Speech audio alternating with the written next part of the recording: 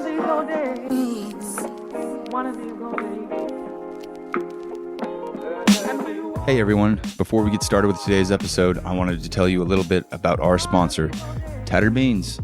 Tattered Beans Coffee is a veteran-owned company founded by Jason Jean, an Air Force vet, and his mission is to give back directly to veterans. I am honored to be a Tattered Beans athlete, and as such, every single time you make a purchase under my name, look at the show notes for that, $4 of that purchase will go to support the Gold Star Initiative, something I have co-founded with Gold Star mom Lisa Anderson to help keep alive the memories of our fallen heroes. The Gold Star Initiative is something that brings together veterans, Gold Star families, and the Ironman community, in which we have a veteran and Gold Star family team up to carry a flag for a full Ironman or a half Ironman with a streamer with that veteran's name on it, so we make sure we keep the memory alive of those who have fallen. So go ahead and check out Tattered Beans, tatteredbeans.com, or you can look at the link in our show notes. You can check out the link in my Instagram profile. Pretty much all my stuff, I'm pumping this. Not only are they directly supporting veterans and first responders and active duty military, but Tattered Beans is good stuff. Go ahead and check out the Delta Dark. I didn't think I'd like a dark roast. I'm usually not a dark roast person, but this is good coffee. I'm also a fan of the Drill Instructor. It's a nice hazelnut flavor. And again, not a fan of hazelnut stuff because I've had it in bad coffee shops. This is good stuff. And perhaps the best and their most famous is the Fourth Quarter Strong. Anyways, check out Tattered Beans. And with nothing else to say, enjoy the show.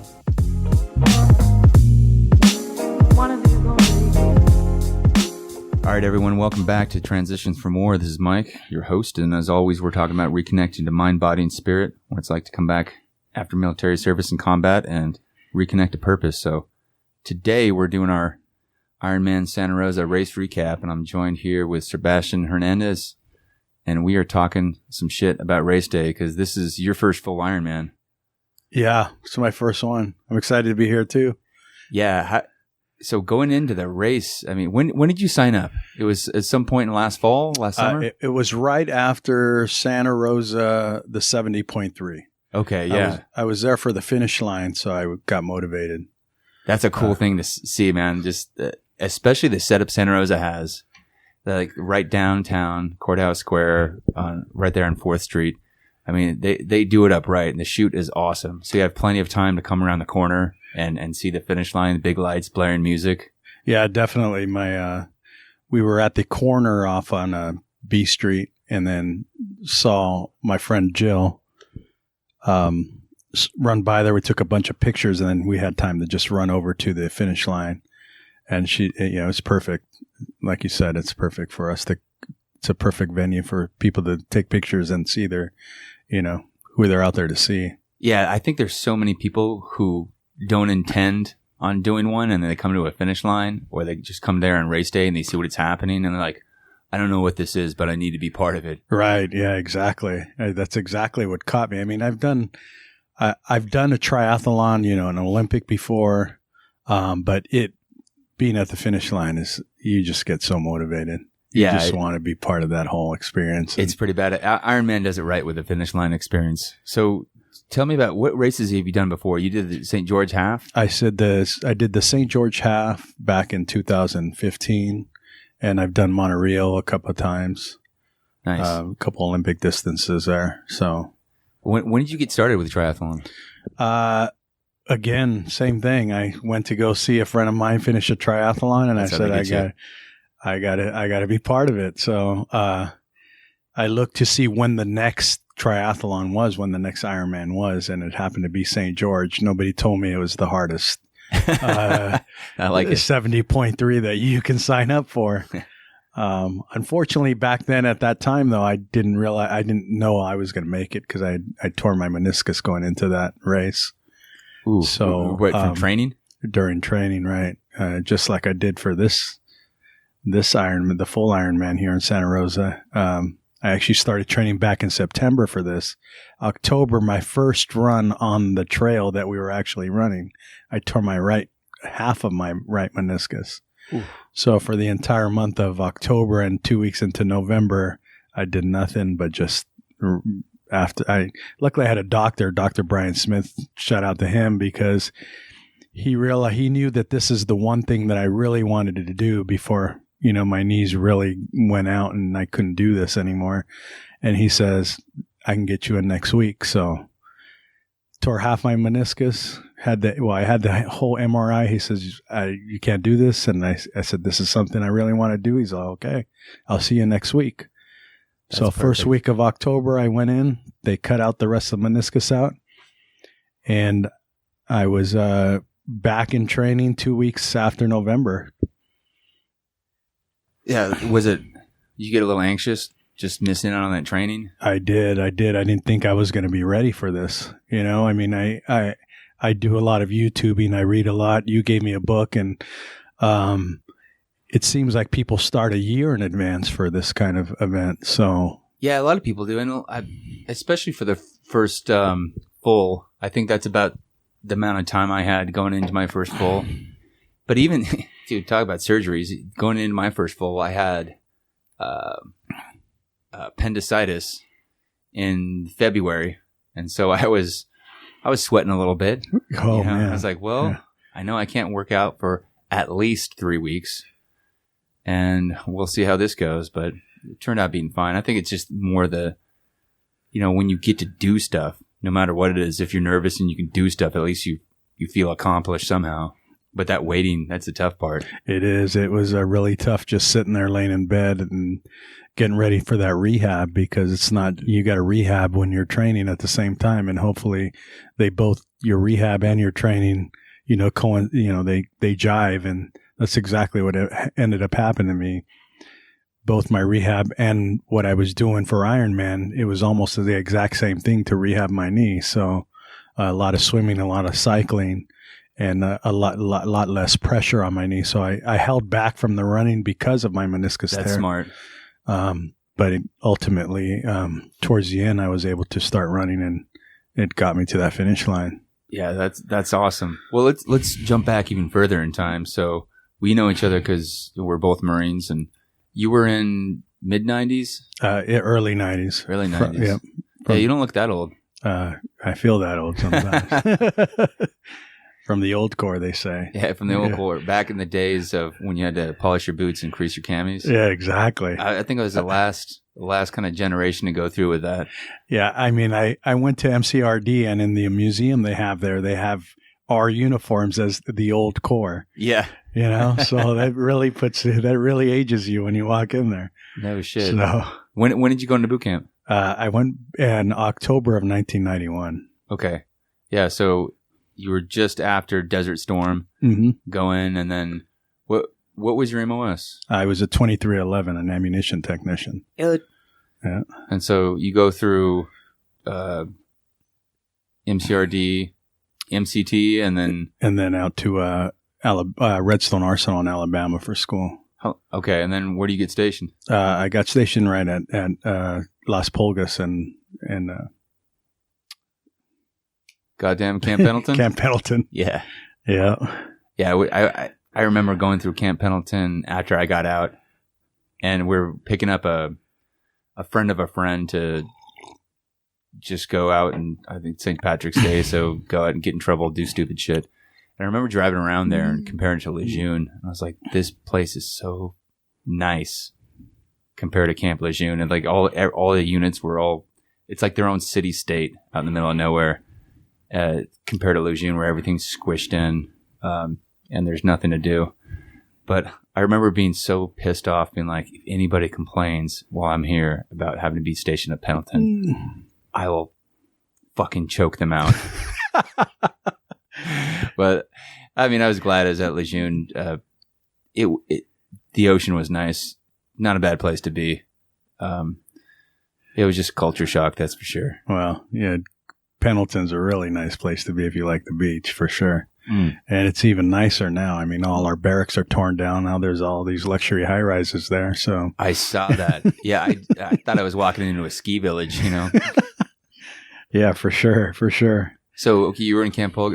What unit were you part of? I was with the 211, 2nd Battalion, 11th Marines. Artillery, and then... And then I was with the BLT-14 when I went on deployment.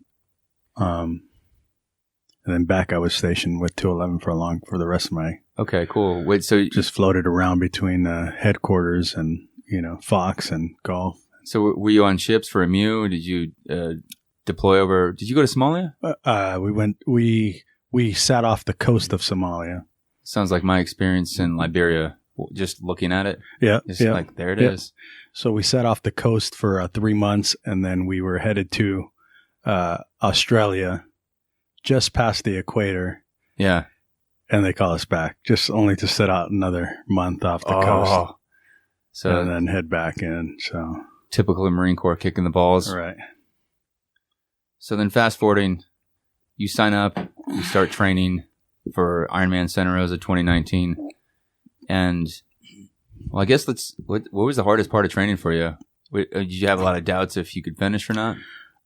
Never any doubts that I would attempt or try and finish. Definitely. I mean, Marine Corps gives you a good push on making you headstrong for the most part. But I did have doubts on after my surgery on if I'm going to be able to.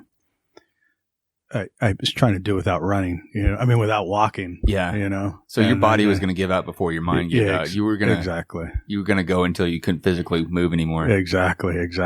That makes sense. Yep.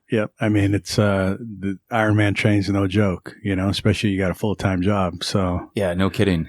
I was on a strict plan, and you work 8 to 10 hours a day, and then you go straight to the gym, the pool, the bike, all three at some times. You come home at 9, 10 o'clock at night, have a quick snack, go to bed, and do it all over the next day, 6 days a week. So yeah, sometimes it's not the individual workouts that are the toughest. It's just the constant day after day after day, especially the days where you're like, I didn't sleep as well, or I had some other stuff on my mind, and you can't totally focus on the workout. Like, maybe I could just skip this one, or just really not into it.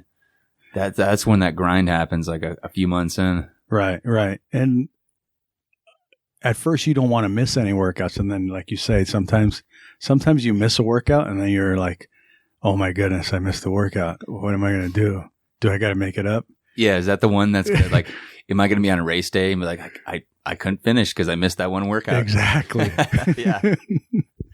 Yeah. There's a lot of head games that goes on with the, training for sure. Especially for that first full, because it's an unknown distance, and it's that distance that everybody thinks about. It's Ironman. Just the word, people go, oh, Ironman. Right. Because it's a motherfucker. It's not easy. I mean, we're already part of the, the few, the proud. And now to get into a even smaller group of people that actually competed in Ironman. It's pretty cool. It's pretty cool. It's a pretty good feeling when you come across that finish line, but it's definitely a lot of work.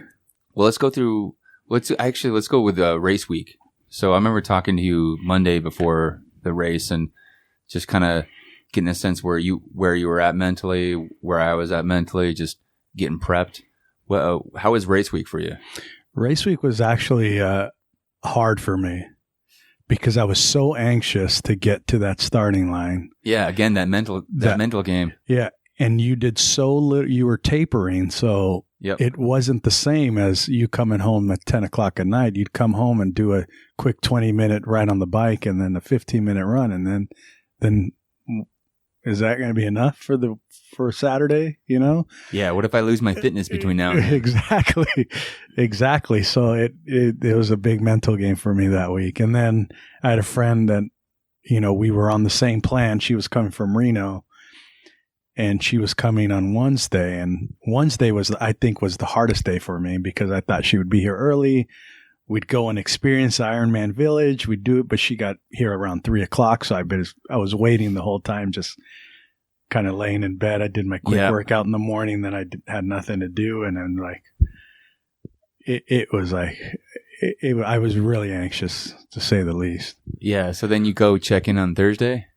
I actually checked in Wednesday. Okay. Yeah, just later Wednesday, in the day. Yeah. Late Wednesday. And then also, what happened that week was I had planned to wear a onesie suit, and that's Sunday. That's Sunday. I went for a long ride, and that onesie suit really was putting a lot of pressure on my shoulders. Yep. So that's when I sent out that group text, hey, what does everybody wear? Because this onesie ain't working for me. And this whole, 2 months leading up, I've had that thing sitting in my closet. I washed it a couple of times, so it has a little wear and tear on it, and then I finally go and wear it thinking like, this is the suit, it's, nice camo zoot, suit. And it was really nice. And then for it not to work out for me, kind of left me bummed out. And I'm a bigger athlete, so it's not easy to find, stuff last minute. I must have went to all these different stores, ordered a few suits online. I'm 230, so it's kind of hard for the right fit, so I don't look like a sausage, but and especially, it's easier to find it maybe middle of the summer, but this being an early season race, sometimes they don't even have all the gear out yet. So you got a limited selection. Right. So that kind of put a little pressure on me. Then waiting put a little pressure on me. Tapering put more pressure on me. I just wanted to hear the cannon go off and get started. Exactly. Let's just do the thing. Right. Yeah, everybody can tuck themselves in and out and back in and back out again. Right. Spin your head in circles. That's probably the hardest, but that mental game, developing that. Also the other thing is, I've been talking to you since my journey began with this about nutrition. Yeah. Nutrition was definitely a big point for me throughout this whole. What'd you experiment with? With Noon, with Gatorade, with just water, with salt tablets. I finally settled on Infinite Nutrition. Somebody gave me a phone number about to call them, and they would set up an exact mix for my height and weight and what I wanted to complete, how many hours I was going to be out there for. They set out a drink mix for me to stay hydrated throughout that whole race. But during the race, all that kind of went out the window as well. So, and exactly. And those in-race adjustments. So, okay, let's go to race day. I don't remember. I don't think I saw you before race. I didn't. I looked for you, but I didn't see you until. You were the one person. Yeah, I didn't see before the race. I was hoping to see. Yeah. So you took the shuttle up? I took the shuttle up. Yeah, smart. We caught it about 5:15. Or was it 5? No, it was 4. It was 4:30 that I caught it, and we got up there at 5:15. Yeah, and then you have everybody who wants. That's the tough thing about Santa Rosa being a 2 transition race. It's a logistical nightmare. Right. And then even more so getting up to Lake Sonoma, huge bottleneck, because especially a lot of people, I think, who fly in from out of town, their family wants to be there at the start when the cannon goes off. And yeah, to try to do that, you got to park way off site, maybe tuck a shuttle up from there, or people like walking on the side of the road. It's a complete clusterfuck. Yeah, right. There was a huge bottleneck just getting our bus into the parking area for us to unload. There's very limited parking up there, but it is a sight to see for sure. I wish my family would have made it up there to see me swim, because it is a great, my God, it's beautiful there. Oh, especially the view of the bridge when you're swimming under. Right, exactly. But it's hard for spectators to go up there for sure to actually be there in time. And then they have to wait until the last swimmer and everybody leaves for them to get out. So it's hard for them to see you on the bike course after that. It takes some diligent planning, and people can do it, but it's impossible to do for the half, because you have so much less time on the bike. That at least with a full, for most of us, we're, 6 hours plus or minus, half hour. So, it gives people enough chance to get to wherever they want to go, maybe along the bike course or just back into town to see it for the run. Right. So what's it like in T1 getting set up before the swim? You check your tire pressure, get all that set up, and yeah, it's completely different than doing a half, or from the last half that I had done, because the last half I had done, you set everything by your bike and you just throw it on and you go. Here, you got to look for your bag, that has all your stuff in it. You go into a changing tent and everybody changes, and then you run out and grab your stuff, and it's kind of cool. You just throw your bag to somebody and then you awesome. See it later. That's very convenient. Yeah. It's funny. I'm thinking about when I did my first full Santa Rosa 2017. I set up my transition like a complete fucking boot. I laid it all out like I was doing a shorter distance triathlon right by my bike. Had all my stuff there, and then as I was running up T1, which is this big, huge boat ramp for those of you who haven't done it, and running into the transition area.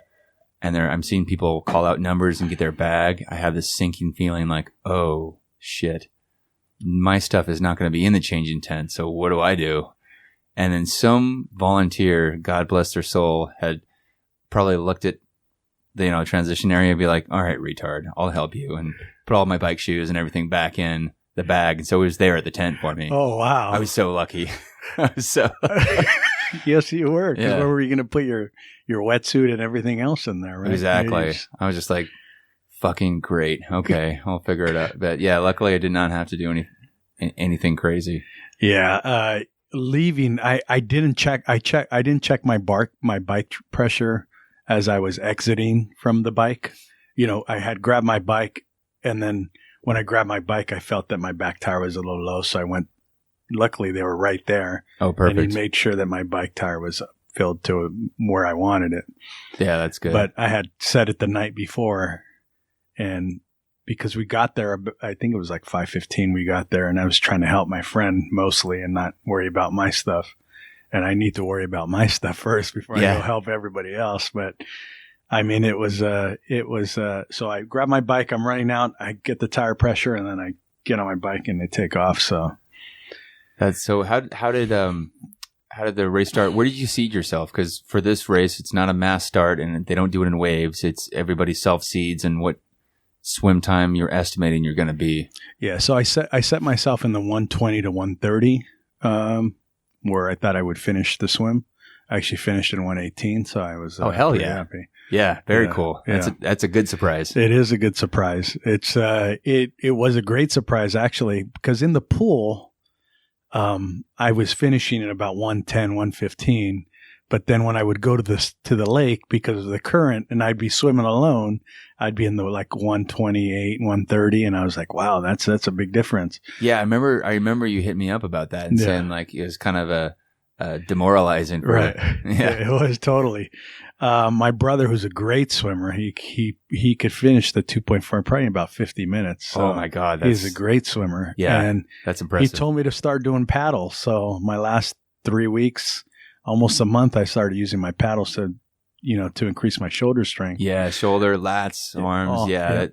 All of that. And then not only that, but then you get all of the swimmers in front of you that are guiding, you're kind of drafting off of them. So it was a good feeling, So the cannon goes off where you finally like, thank God. Yeah. Like it was, but then you got to wait in that line because everybody's, and then 5 at a time, and which is a good thing, Yeah. And I felt myself passing a lot of people.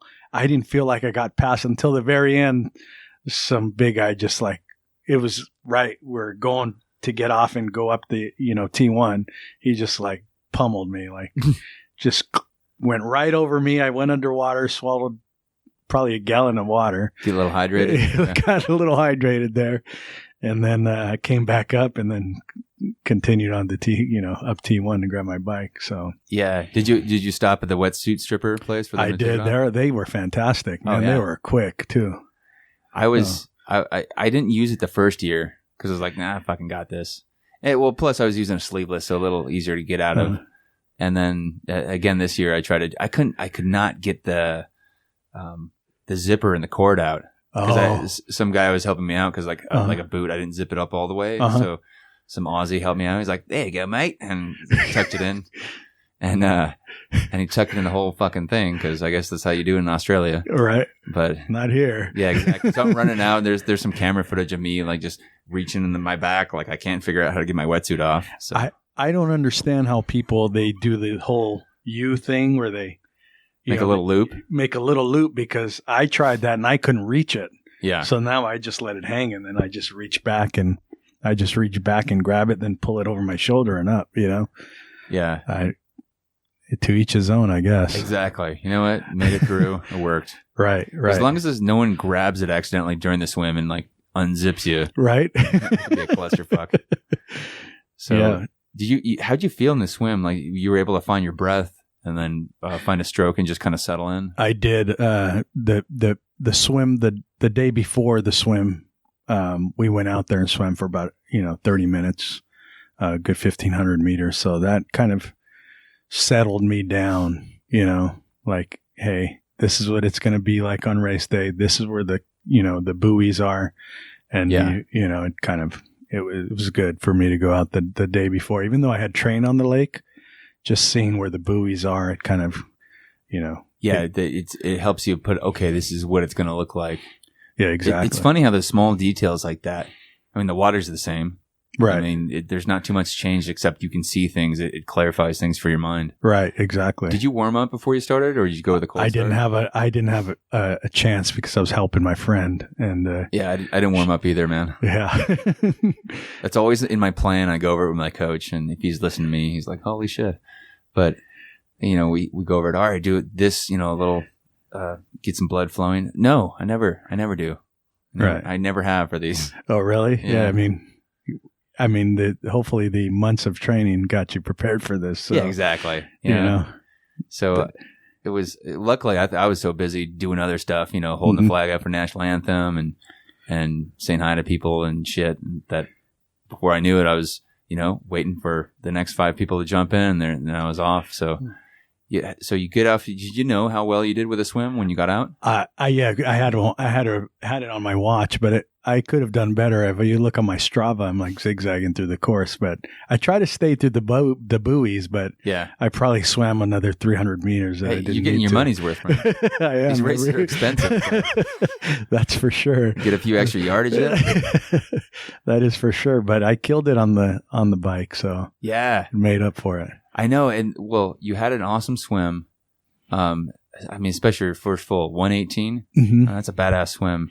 How long did it take you to get out of T1? 11 minutes. It took my time. That's smart. Yeah. That is smart because, it's going to be a long bike ride, and anything you skimp on right there in the moment, like you don't get that sock all the way up, or you don't have, well, for me, a lot of sunscreen. Right. Shit like that. It's going to make for a miserable ride, which is probably going to slow you down. Right.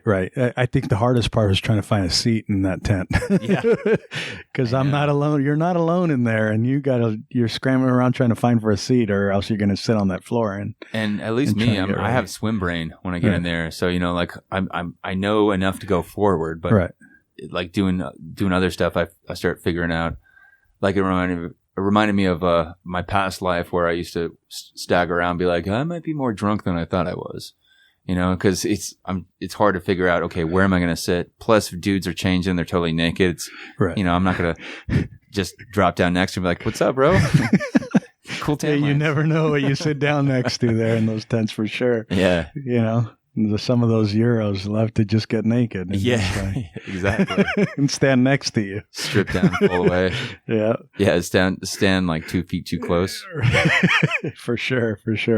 So you get changed over, and you got a new, like a 2-piece. I got a 2-piece that I found one at the merch tent that Perfect. Actually fit good, and I was surprised. So it was a good surprise. So I went home, I washed it, and I was ready to go the next day. So hell yeah.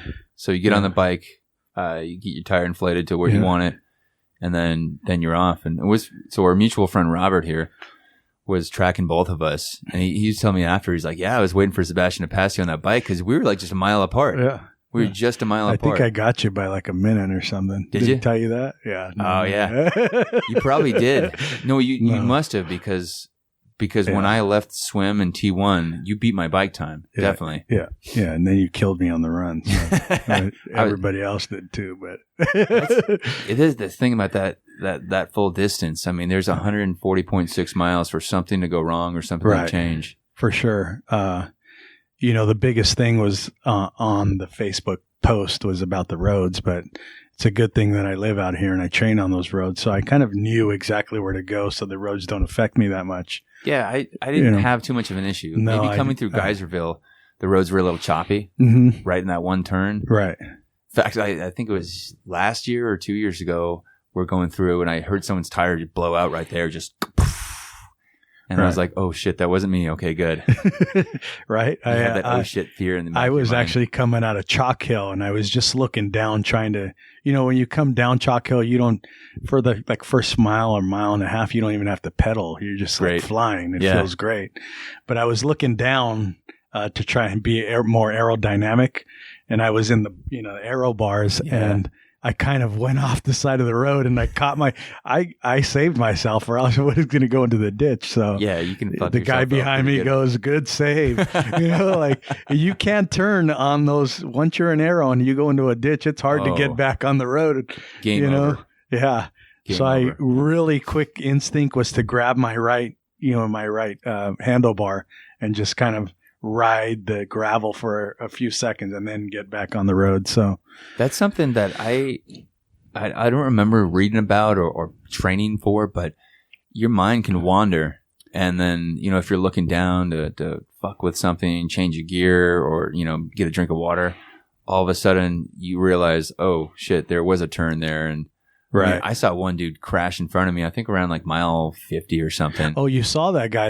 I rode right by that guy. I was afraid for him. There was a couple dudes. Well, there's mile 50 and there might have been one a little before that too. I saw a guy flip end over end on the side of the road. And then the one that went into the vineyard, that's the guy I saw. He was laying face down, no movement. Yeah. No movement whatsoever. There was a white car there that kind of stopped to help him I saw out. a couple old people like looking around with phones. Yeah. I was like, they got this. Yeah.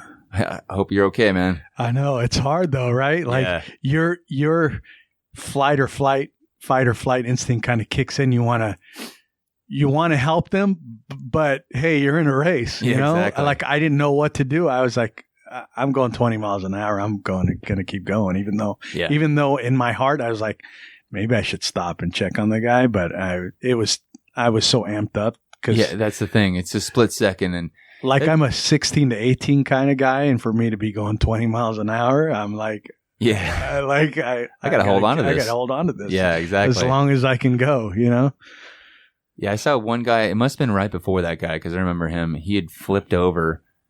And I saw his bike and him do a complete flip, and his bike went flying in the side of the hill there. And he was sitting upright, and he looked like he just landed on his ass. And I got one of his bottles and stopped, and we're just looking at him like, "You good, man?" And he's looking around like just still like shocked, like that just happened. He's like, "Yeah, I think so." Oh wow! And then I must have stayed there for a few minutes, and some spectator came over. She's like, "I got this. You guys go ahead." We're like, "All right, cool." Good.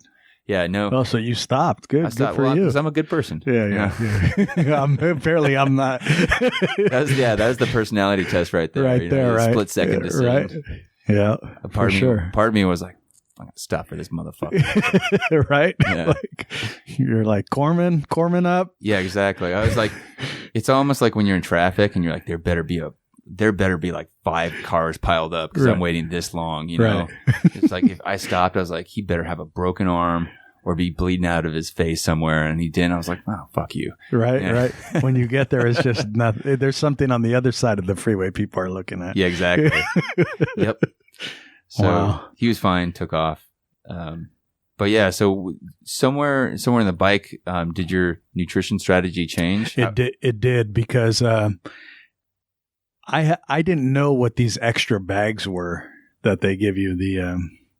I forget what they call the special needs. The bags? Special needs bags.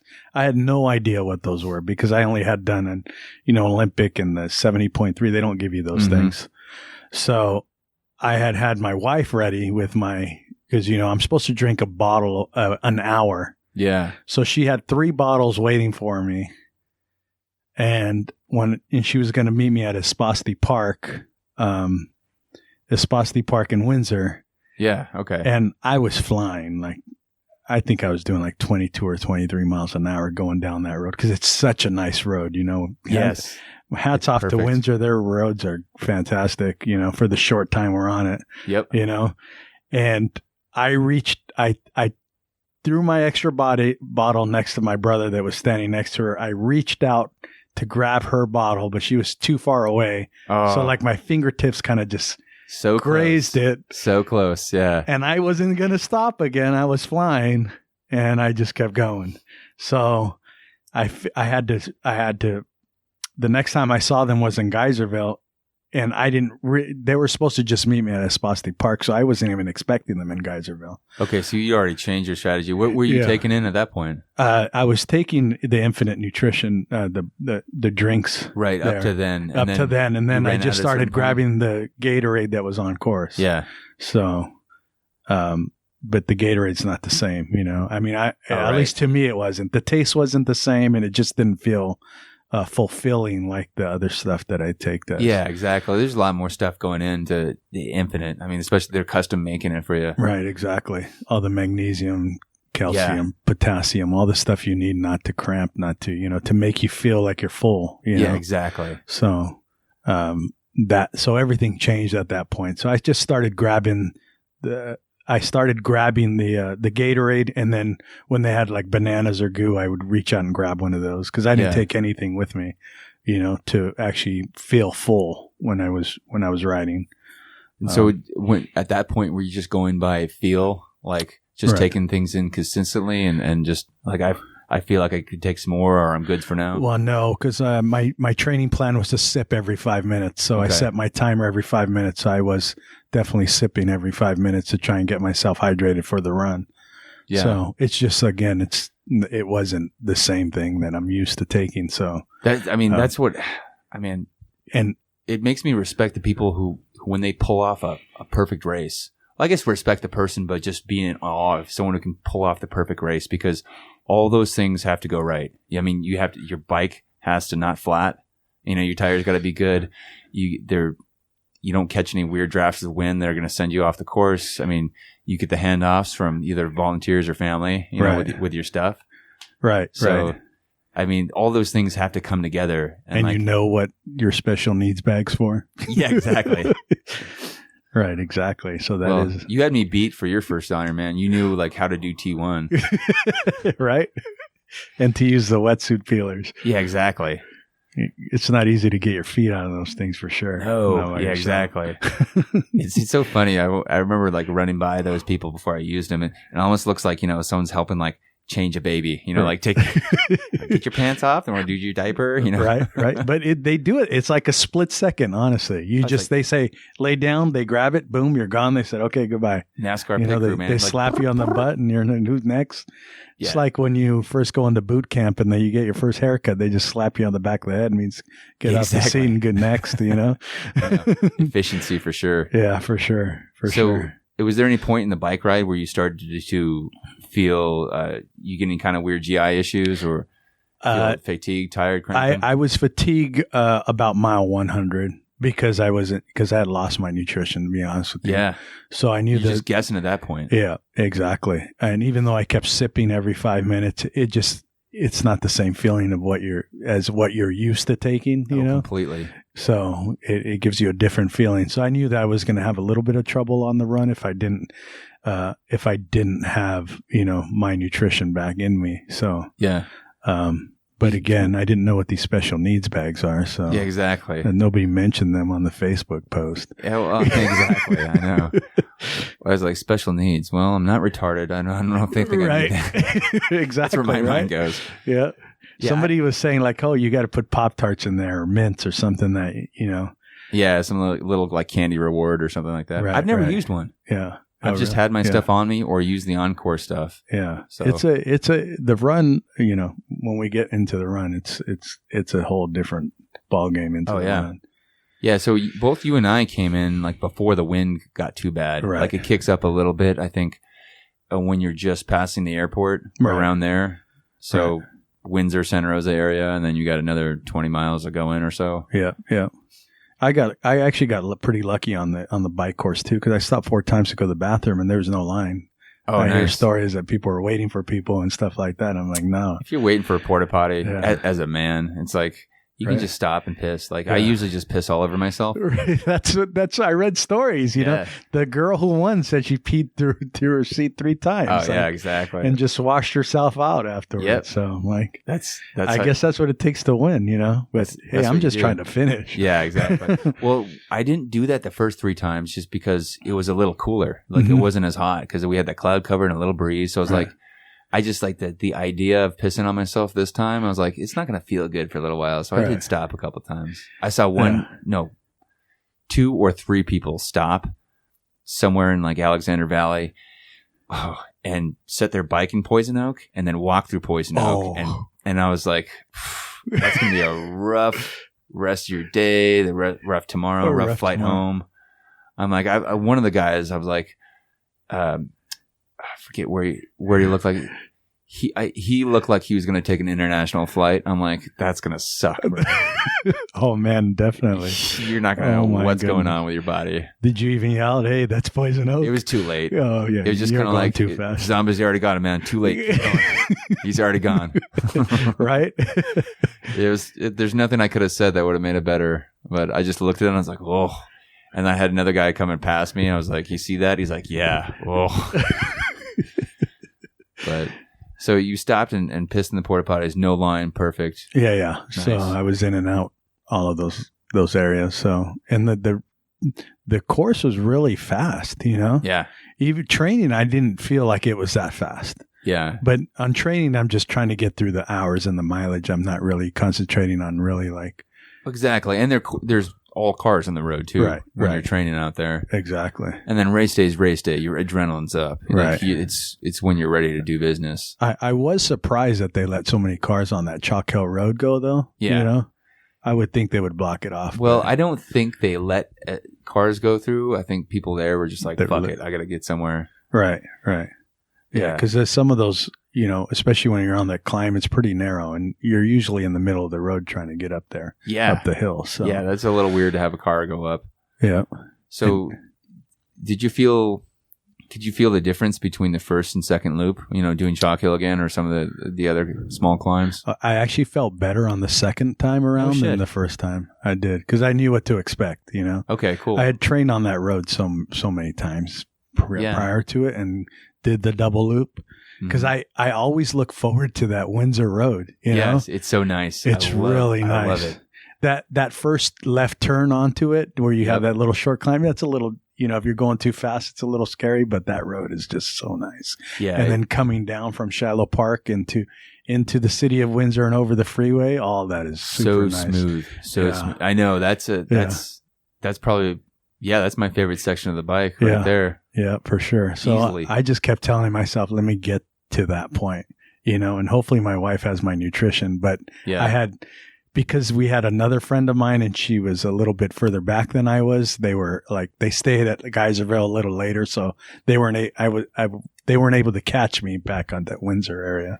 Yeah. So, I mean, those are tough logistics to work through. So you finished up the bike, and were you surprised by how fast you went? I was, but, whenever I did pass my family, I said, "You're killing it, man. Look at how fast you're going." But I had my Garmin, so my Garmin was telling me how fast I was going, and I was really surprised how good you knew that. How my legs were holding up, you know. And so you get off the bike, and another nice thing about full Ironman is you don't have to rack your bike. You just hand it, give and go. Yeah, you just give it to somebody, and you run into the tent, and you see a bunch of naked men again, and you're changing out. The highlight of Ironman again. Right? It's nice, though. It's nice for you to be able to get a bag, put actually run gear on, because you're going to have another long day, which I didn't have anything in my bag but my running shoes and my hat and my number. But next time I know, I'm going to put some nice running shorts on, because that little chamois gave me a good chafing. So did you use any kind of body glide or any? I just used Vaseline. So they had a lot of Vaseline in the tent, and I just grabbed about half the bottle and just shoved it and rubbed it everywhere. I rubbed it everywhere. Try to wipe your hand off. Yeah, exactly. No napkins around there too. On the guy next to me. Exactly. So that was and that's a great feeling coming out of that tent, because you have so many people there. That makes it right there. Right. Yeah. You get out of the tent, and then right away too, you leave T2, you take that first right turn, and then have Dave Latterette there announcing, calling people's names out. You got all the tri clubs lined up right there, right before that first aid station. Right. People ringing cowbells, clapping. Right. It was amazing to see that family that, the family there for you, waiting to give you that flag. So that was cool. I saw that video. That was really amazing work there. So such a fun race. And we had great weather. We had great weather. Like perfect weather, considering, this weekend after the race was just dumping rain. Right. And it sucked. And the weekend before wasn't too much better. Right. Yeah. This week, we had bad weather for training almost the whole time. So I felt really bad for all those people that live in the Midwest, and even my friend who lived in Reno, where most of their training was indoors, Yep. I can't do that. I can't. I went out when it was raining. I try to do Zwift indoors. I last about an hour, and that's about it. Zwift is hard. That's another kind of like mental adjustment to make, is do those long rides on trainers. Ooh, right. Yeah, it's not easy. Yeah, because you can't really like look down and see how. I mean, if you put in the effort and you buy all the stuff, but I'm a cheapskate. Yeah. I like to know how fast I'm going, how long it takes me to get there, so I can time myself, Exactly. And I did way better than any of the training I did, so I was pretty happy. Yeah, so obviously your training was dialed in. Right. That's cool. And what did you use to train, by the way? Like what training plan? My friend Jill from Reno, she's in a group, or she was in a group, and they gave her a plan. So perfect. And then she handed it down to me, and so I had it for the whole 40 weeks that we trained. So that's okay. Awesome. Yeah. From basically, you got to have the basics down though before you get started on this plan. Yeah. You got to be able to swim, 100 meters and run 3 miles or something like that. So, yeah. The prereqs. You can't just be like, all right, how do I figure this thing's? Yeah. How do I do this? You got to do the whole couch to 5K thing before you start this. Yeah. It's not easy. That's why it's Ironman. Yeah. Right. Luckily, I was I played water polo in high school, so I was never afraid of the swimming portion of it. Even the Marine Corps. I was a lifeguard for a little while in there, and did all the highest swim qualifications. So I've never been afraid of the water, which that's the hardest part for most of the people that do this stuff. So many people. I never played. I was never a swimmer, a water polo player, or anything like that. But I've always been comfortable in the water, diving, and so I think that just familiarity with the water, it's never been an issue for me. But you're right. So many people, that's the biggest barrier besides the distance. More than that, it's just like, even if they can wrap their heads around biking and running that far, it's like the swim like scares the shit out of so many people. Right. I mean, yeah, definitely. So my biggest fear was the run, to be honest with you. So two knee surgeries, and I've done 4 or 5 full marathons. Yeah. And I actually beat my time on any of the marathons I've ever ran. No kidding. Doing Ironman. I did. Yeah. Even at 5:30 or whatever I did. Well, exactly. So you get out there. How are your legs feeling at first? Like, my legs were feeling great at first. At first, I should say. At first, yes. At first. Some good foreshadowing. Right. I had put a little bit of nutrition in me, and I headed out. Again, that special needs bags. Next time I know. Put a burger in there, put something, something other than what's on the course. What plan did you have nutrition wise for the run? Again, the infinite nutrition, hydration. Okay. And then I was just going to do goo, every 15 and 25 on the hour. Yep. But I didn't, you need more than that. Yeah. You definitely need more than that. And you need to prepare to put a lot in. I mean, I don't know for you, but for me, I needed, because I'm a bigger guy. You definitely need a lot more than what they provide there. You need some kind of substance. Yeah. The goo is not enough. The drinks is not enough. Did you experiment running with any of these things to see how your stomach felt? Only the goo and the infinite, because I told you, I started running later. I was doing a lot of gym training, but outdoors because of my surgeries, I kind of held off on big long runs, with anything other than just the infinite and the goos. And it worked out great for me. I was up at Annandale doing my long runs towards the end. Yeah. But I never ran more than, I think my longest run was 15 miles. That's probably about the same for me. I don't even know if I got to 15 miles. Yeah. But so that's the thing with like the nutrition from bike to run. If you're just biking, you can eat you can shovel down a lot of bullshit. Right. But then sometimes you don't feel it until you get on the run. Right. And it starts like sloshing around in the stomach there, and you feel those like little drips in your throat, like the pre-vomit ones. You're like, ooh. Right. Yeah, that's what I was afraid of. That's why I didn't really eat a whole bunch on the bike. Just trying to stay hydrated. They say your job on the ride is to to get yourself hydrated for the run. Yeah, exactly. That's what they say. So that's what I was trying to do. So, but on the run is a whole different ballgame. Yeah. So you're headed out the run. Legs are feeling good relatively. Right. For having just, swam 2.4 and then rode 112 on the bike. Right. You were out there. So when did things start to change where you didn't feel as good? Or somewhere around mile 16. Okay. I did pretty good. I was doing interval running. Yeah. So you run for a little bit, walk a little bit. Yeah, exactly. I started off with, obviously you can't walk when you're coming out of transition. Oh yeah, you got to run and make it look like you're super tough. Exactly. That's what I do too. Man. People are clapping, I just can't start walking. Right. I'm tired. I'm pacing myself, guys. Right. No, it's not a cool look. No. And then what's crazy is like everybody expects you to run the whole thing, like, because they don't understand. Hey, I'm on intervals. So as soon as I ran until I got to the first trail, and then I was like, okay, I'm going to go back on my plan. I'm going to do my intervals. But when I started walking, then all the runners are like, oh man, you could do this. You could do this. Come on, let's go. You can do this. It's like, I'm on my plan, like. That's a tough one. Yeah. Even on all three of the legs, like just trying to race your own race. Right. I mean, I don't do too much passing people on bikes. Mm-hmm. I do most of the getting past. Right. And so again, the mental game, it's always like, oh, should I go faster? They're going faster. Right. And then it's like, it's such a discipline to be able to stick to your plan. Right. And you definitely got to stick to your plan though. Yeah. Yeah. It's hard. And even though I completed the ride portion of it without my nutrition, I knew it was because I didn't do it the way I was supposed to, that I kind of struggled later on in the run.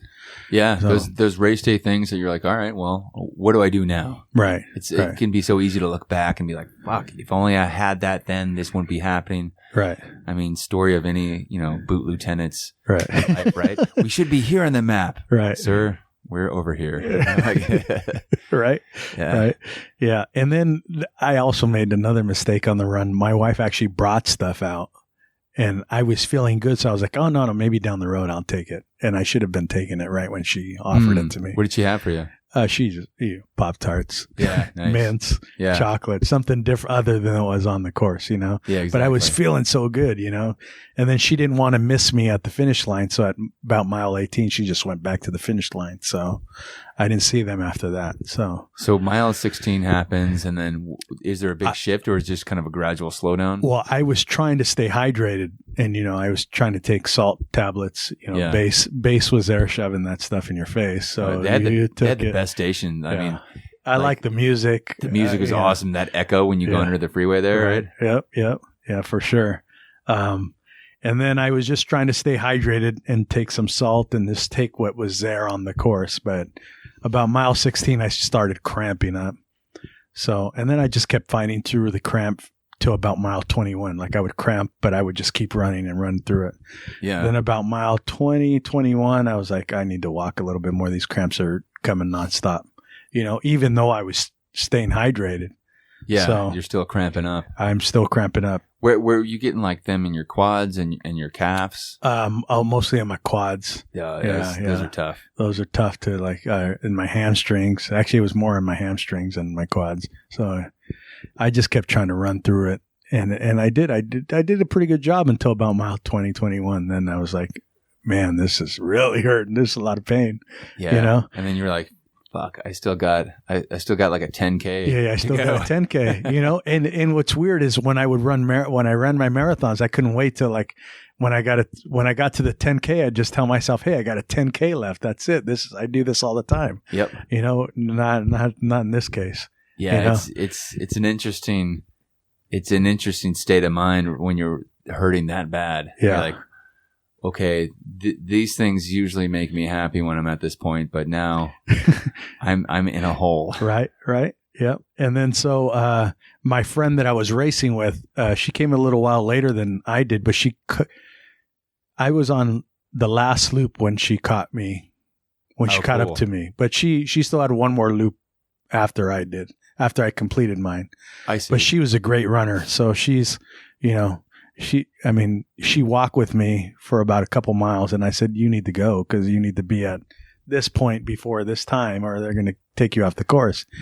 So, so we walked till about from like mile 21 to up to Folsom Road. Yep. And we came that turn, and then we got some chicken broth, which kind of woke me up a little bit, Was it start? It must have been starting to cool down. Yeah, it was cooling down. So yeah, I was pretty cold there on the course by that time. That's a tough thing. Like right there, the weather is ideal to finish during the day. Right. It's cool and with the breeze coming in, but then it cools off quick in Sonoma County. Right. And you get that marine layer coming in.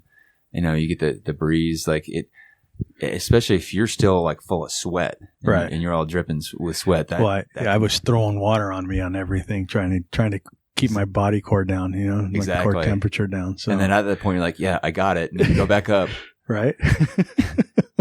So was that must have been a like just kind of motivational boost when you see her get to spend some time, talking, walking, for sure. Especially because we started the journey together, so it was great for her to stop and think of me and just walk with me for a while. She's a great runner, so I knew that she had it in her to finish quickly. I mean, after she left me, she did 8-minute miles the rest of the way, so. Wow. Yeah. That's pretty solid. She killed it. Really solid. Yeah. What did you go to in your mind when you needed to dig deep? I just kept thinking of all the training that I had put into this, to be honest with you. Yeah. Yeah. In what way? You're thinking of like, I put so much into this, like the journey you had gone through and how you'd overcome stuff? Right. Exactly. Like my injuries, everything. And that I was so close to just getting there, and there was nothing going to stop me from getting there. 2 weeks leading up to this, everybody's like, are you prepared? And I was like, hell yeah, I'm prepared. Like I'm ready for this. Yeah, I'm going to do this. I had that mindset. Like I had trained this hard that there's nothing going to stop me. When I saw you asked me if I'm ready. I said, hell yeah, let's do this. Hell yeah. Yeah, exactly. So I knew there was nothing going to stop me at that point. But yeah, it was, I told you to meet me at the finish line, and I was like, I'm not going to let Mike down either. So yeah. I mean, I was hoping to see you on the course, but apparently you just blew by me. I didn't even see you once. So, well, that's the weird thing. If you're close enough on that run course, it's almost better if you're totally mismatched on time, so you can, catch yourself, past each other, where the two courses, where the course comes together. But if you're too close, then you don't line up. Right, exactly. Like the night before, I had a dream that I had passed you, and I stopped and I took the flag from you for a mile. That's and awesome. I was like, let me do this for a mile for you, but I never saw you. So. Well, we'll have to do that next time. Yeah, I'm gonna get your ass to carry that flag for one of these halves. I just signed up this week for the 70.3 Santa Rosa. So yes, let's do this. That's awesome. I'm excited. What was it like? You're coming in, you finally like slogging through those last miles. Right. When did you start to notice like this is about to happen? When I hit mile 24. Yeah. Yeah. I hit mile 24, and I had a couple of cups of the chicken broth, and my partner had told me, when you get the chicken broth, pour the pretzels in there because the pretzels turn into noodles. Ooh. So I had noodles and chicken broth, and I knew that's the boost that I needed, So you start feeling that, and you start. Especially when you get off, like close to getting off the trail, right, and coming back into town there. Yeah, and then I saw my son. Actually, I saw my son, who I wasn't expecting to be there. Oh, cool. Yeah, he lives in Fairfield or Sassoon City, and he surprised me being there. So I saw my son, and I knew, like, hey, that's awesome. Not only am I going to finish this, but I know he's going to be very proud of me when he sees me at the finish line. So I couldn't wait to see him, and my family at the finish line. So hell yeah. Did you start to feel emotional as you're coming around, so you do the first 2 loops and you have to turn left to go back out there on the course. And then that moment for me, like when I hit where I can turn right and it says to finish, Right. you're like, motherfucker, I'm going to finish this bitch. Right. Oh, the first 2 loops, I was lucky because a guy called my name and he said from Santa Rosa, my name. And then the whole crowd like cheers you on. Yes. It's like, yes, like, cause I'm a hometown hero at that point. Yeah, exactly. So yeah. And then that last point, like you said, when you're it's the 3rd loop and you're going to the finish. My goodness. Especially you turn right, you go right around the block there, and then you see that final turn, and then you turn left on 4th Street there. And by then you can hear the music going, you hear everybody clapping, you hear them announcing, "You're an Iron Man." Right. And then until you get to that red carpet, then you can't hear nothing. Exactly. You're in your head and you're like, this just happened. This is here, right now. Right. I know. I remember a couple years ago, all my family was on one side and I'm high-fiving people on the other side. They're yelling my name and I can't hear anything. Right. I can't feel my legs. I'm just running. I'm just like, yes, I'm Right. here. I'm here. Right. So you had an awesome finish, man. You pulled out the flags. Right. You had a couple flags. I dropped one though. I dropped the American flag. I couldn't believe it. I couldn't, I looked around. I couldn't find it, but I pulled up the Marine Corps flag, my Mexican flag, because I'm Mexican American, and the U.S. flag, and I dropped. I don't know what happened to it. I don't even know where it went, but it's somewhere, man. Yeah, Vaya con Dios. Right, exactly. But I pulled those guys out, and I knew that's I wanted the videos of me coming in and everyone knowing that who I was. I love that, dude. Yeah, especially bringing the Marine Corps flag in there. You had the Mexican flag, the Marine Corps flag running in, and that like the look on your face, like that. I was so excited to see that. I was like, I'm gonna be here to see this guy finish because I knew how much you put into it, like the injuries you gone through, and like the doubts and everything of going through your first full. And I was like, dude, he's gonna do it. He's gonna do it. And so seeing you come through was awesome. Right. And that was what did it feel like when you get into the finish line? It's a feeling like no other. I thought I was going to cry like a baby, dude. I didn't. I was just, I had so much adrenaline with, you come around that corner. Yeah. And you're just so motivated. You're just so like, everybody's cheering for you. And you just like, you're in your own head, but again, like I was just, I couldn't believe it, to be honest with you. Like I had done it. Yeah. I had watched so many YouTube videos and so many, posts on Facebook and just videos and reading books and what it is to be an Ironman. And there's nothing prepares you until you actually do it, and it's. Yeah. And then all of a sudden you get a medal. You're like, and it's over. It's over. And then they're taking a timing chip off you. Right. And you're like, holy shit. Like, now what? Like, now what? And the only thing that gives you a little more excitement that your family, you were standing there waiting for me. My coworkers, my entire family came up from LA to see me finish. My wife, Amy, and, all my friends were there, and they just, it kind of picks you up. Yeah. Until the pain sets in a little while later. Until the pain sets in, yeah. Robert was telling me about that afterwards. He's like, you got to get some food, man. You got to sit down. Like, just like. That, it was hard. I mean, food wouldn't go down for me. Yeah. I couldn't hold food down after that. Like everything tasted weird. Oh, yeah. I had a bunch of food. And then like my stomach, my guts were like, we were not ready for this. And I immediately threw it back up. Yeah. And like, right. And then I went back to it because I'm not a quitter. So I went back to eat some more pizza. There you go. That actually stayed down. The pizza stayed down. The other stuff they had, the paella or something, that I couldn't hold that down at all. It was too spicy or something. Oh yeah, it didn't taste like goo at that point. So good, but exactly. Dude, speaking of which, you get those like. I remember thinking about a goo, or like after a race, like pulling like one of those used packets or one that I didn't use out of my jersey and being like, oh, just almost vomiting. Yeah, just you like don't want to looking look at at it. them. It's just fuck off goo, blocks, gels. Right. I didn't. This morning was my first run after Ironman. A week later, and I didn't take any of that stuff with me. Oh hell no! Yeah, I took water with me, and that was it. So, those were some tough miles. 3.5. Really, like I thought I was starting over again. My knees weren't happy. Oh yeah, it takes your body a long time.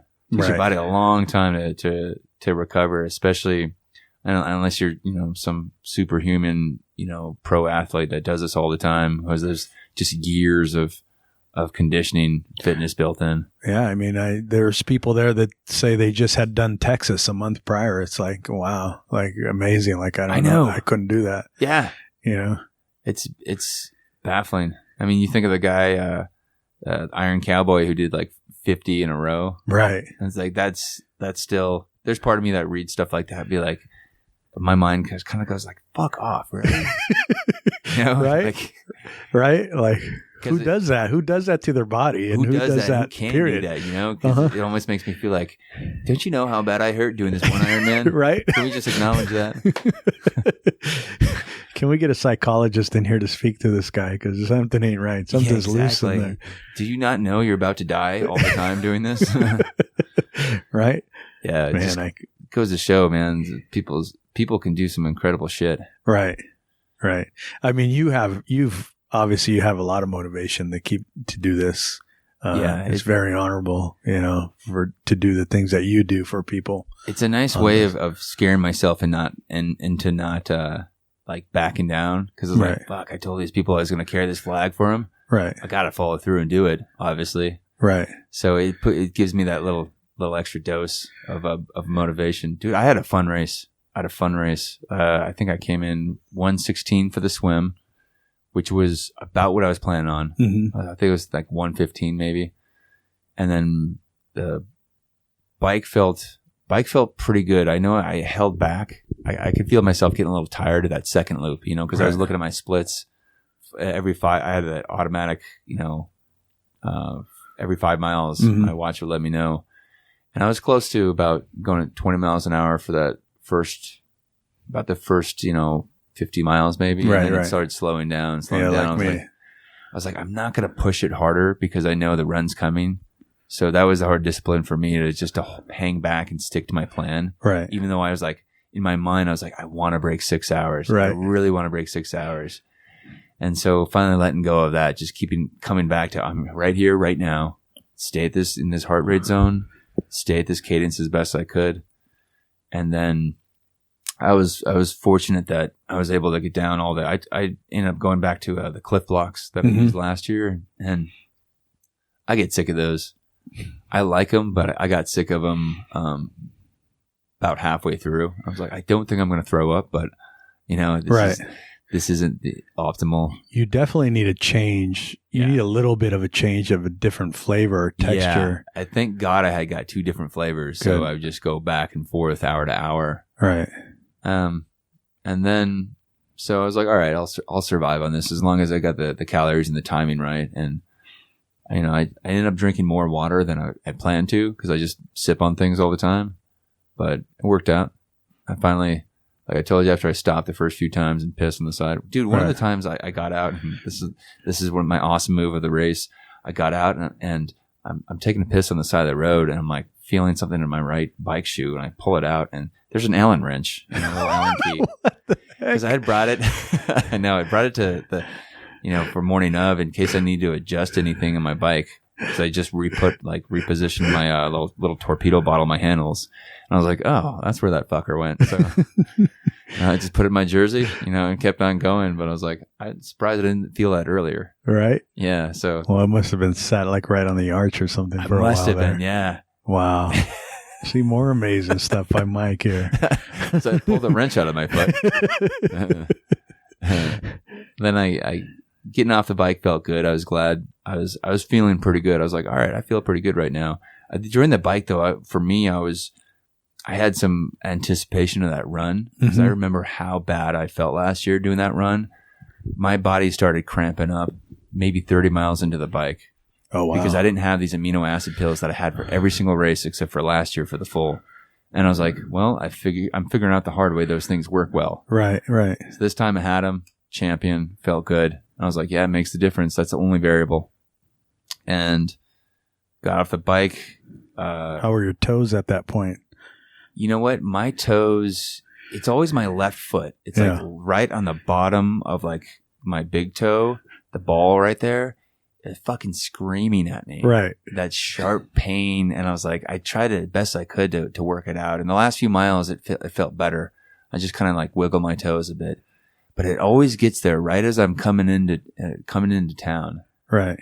And then, I was able to. I had the same experience. Yeah, I've never been so happy to get off a bike. Like I was saying, I've never looked forward to a marathon so much, right. I unstrapped my shoes, then I kept my shoes on the bike, ran in. So cool to see like my own cheering section there as I come out of the tent, feeling good. So everybody got that huge dose of motivation. Right. And dude, it was cool. My friend Sonia took a picture of a couple of my kids like waiting there. Mm-hmm. And I got my little son. He's got this hat that's way too big for him, an Ironman hat. And my daughter's got her Ironman stuff and holding the cowbell. So I was like, this is the best, man. They're all there for me. Right. Joan Bukowski, the Gold Star mom, the Ironman Foundation crew, my wife, friends, family are there. So then headed out. And I went out fast out of the gate. I knew I would. Mm-hmm. I was like, that's like the look cool mile. Right. That first mile, I was like, gotta look cool. Yep. No matter what happens, I'm going to look cool right here. Right. You're standing straight up, looking straight forward, exactly. chest out. I was like, I got this. Doesn't even hurt. Not even tired. And I knew I was going to do that. I mean, I was like, I can't fucking walk that first mile with a flag. Right. Or I can't take it easier. So I noticed my pace was a little quicker than I thought. I was planning for 11:30s, that first loop. Ended up doing my first mile was probably at 9:30, and then I was like, all right, back up. Even though I'm feeling good, fucking pump the brakes. This is not going to feel like this a little later. So. Right.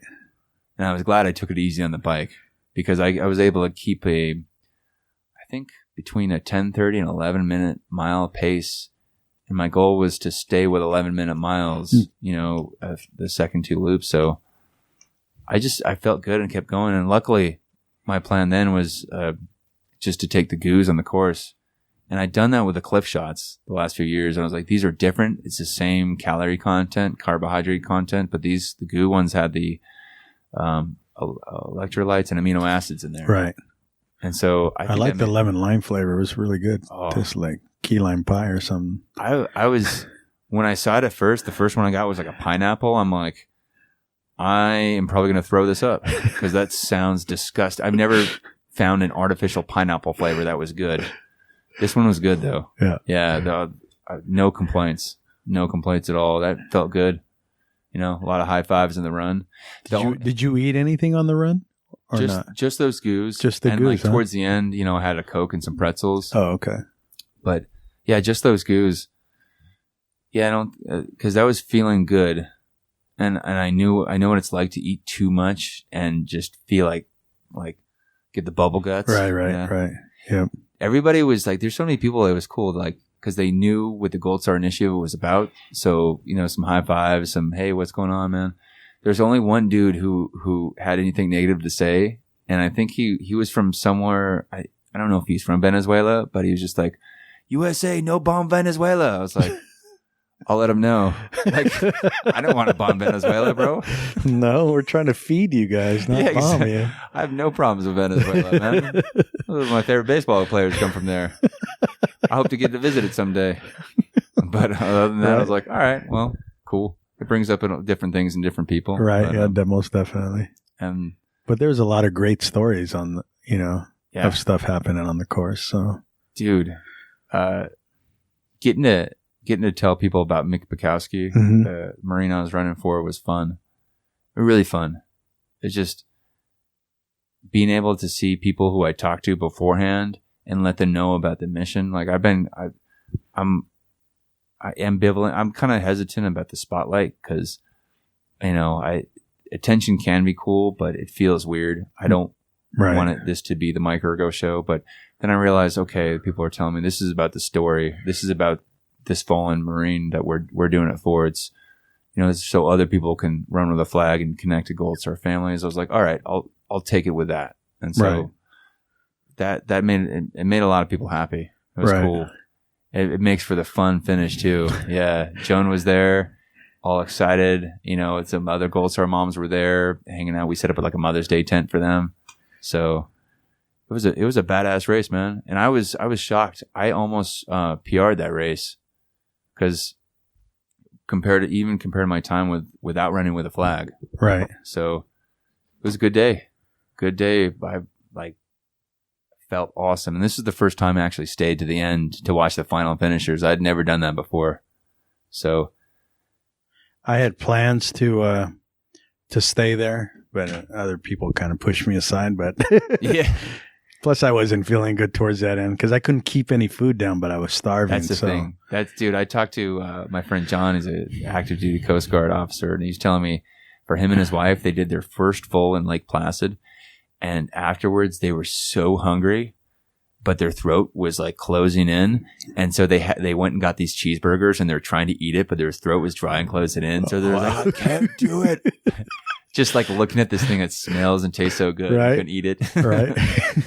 What do you do to hold the flag for so long? I mean, change positions a little bit. Like I threw it over a different shoulder, or let it rest on a shoulder, or just like change how I was gripping it, you know, right on top or left on top. But it wasn't really too heavy. No, because I can sway back and forth with it and kind of get a somewhat natural running motion. You know, it's not as ideal as like tight back to front, you know, really tight strides with the arms. But, you know, I concentrated more on my cadence on my feet, my foot strike, where I was landing, and then just being in the moment. I got a nice boost of motivation too. I don't know if you got to run past it, but I think it was on my third loop. Coming back into downtown, there was like a party going on and a live mariachi band. Right. I did hear them. Yeah. I did hear them. Yeah, they were going off. Yeah. Yeah. Because coming from far away, I was like, this doesn't sound like a recording. Right. I think this is live. Yeah. I was actually on the other side when I first heard them, and I thought they were like, it was like close to where, you know, you make the left and then you loop back onto the course. Yes. You know, so I thought, oh, hey, they brought a mariachi band on the course to cheer us on, you know? We're going to have to talk to Ironman to make that happen right? on the course next year for real. Right. So I thought, oh man, this could be cool, you know, running by them. But then when I came back around, I saw there was a party right there on, you know, I heard them on the other side, but that was pretty cool. That was motivation right there for sure. I mean, especially something like unexpected and something with upbeat energy. Right. You can get in your head pretty easily. Right, right. I mean, and if you're like me, you're used to running with headphones, you know? Yeah. Like most of us, we run with headphones. But, you know, unless you're an elite athlete that really wants to just always be in the game, you know, with no headphones. But it was nice to have them and, you know, the bass people with some nice music, and just having some music out there was pretty nice for me, for sure. Those volunteers make it, man. Those volunteers make it being out there. That was a special thing. You know what? On the bike, you have a lot more time to be alone too. Like at least on the run, you can actually talk to people and say hi to people as you see them or meet them. But on the bike, you're going too fast for any of that to happen. Right. So on the bike, I think for the first 80 miles, I had Let It Go, the Frozen theme song in my head, thanks to my daughter. So it just kept coming back to that, and I tried for another song, and we're like, here we are, man. Here we are. So I started singing it out loud, and people looking around, and we're like, come on, man, get into it. Which one you got? You're probably singing Hakuna Matata or some shit. Right. Yeah. I would like to have heard that one. I probably would have joined you. It's pretty fun, man. It is definitely. Wait, any random thoughts or any like weird spaces your head went to during that race? Not that when I look back at it, not really, you know. It's mostly just let's get to that line, to finish line, you know. Yeah. You know, I wish my dad would have made it up here for it, but other than that, it's a good excuse to do another one. Yeah, exactly. And I did send him the video though, and he was really happy. He left me a nice voicemail because it was at work when he called me about it, and you could hear him, and he was just like hooing and hollering, like how great it was to see me finish that. He didn't realize what it means. Just like my mom. My mom, like, she came out to the finish line because she doesn't really, you know, she's old school Mexican woman, and her endurance to her is going to work, like, hey, you need to go to work, you want to impress me, go to work, so she didn't really realize what it was until the very end when I told her exactly what, like. Yeah, most people think like you're doing a marathon. Well, exactly. They call it a marathon. It's like, it's like, no, it's Ironman. Are you doing a half man, an iron marathon? What is this thing? Yeah, right, exactly. And it's so funny because, if you've been around or you've been watching or doing them for a few years, like I was talking to someone else about this, it's just ingrained in my head of like, of course everybody would know about all the distances and what it is. Right. It's and they don't. Oh yeah, these are normal people. Right. Like, why would they know about this? Right. Exactly. And a lot of people don't want to put the time and effort into something like this, but yeah, man. I'm definitely proud that I did, and that, and that we finished. We did this thing. Hell yeah, man. Well, I was proud to share the course with you. It was cool just going over the year to go from you saying, I'm going to sign up and do this, and hearing, oh, holy shit, he's going to do the full. That's awesome. Right. I remember coming in here. You were coming in from a ride. I guess you rode from your home here. Yeah. And I was asking about this whole experience, Yeah, because at first when you said you were going to do, I assumed you meant the half. Mm-hmm. And then you're like, no, I'm going to do the full. I was like, ooh, that's some big fucking cojones, man. Right, like, right. Yeah. So just seeing your journey and be able to see you in the finish line, like, achieve your dream of becoming an Ironman was badass, dude. So, yeah. And I appreciate you being here on the show today. All right. And I appreciate all the work you put into me and, checking on me during my journey here. I couldn't have done this without your help as well. So.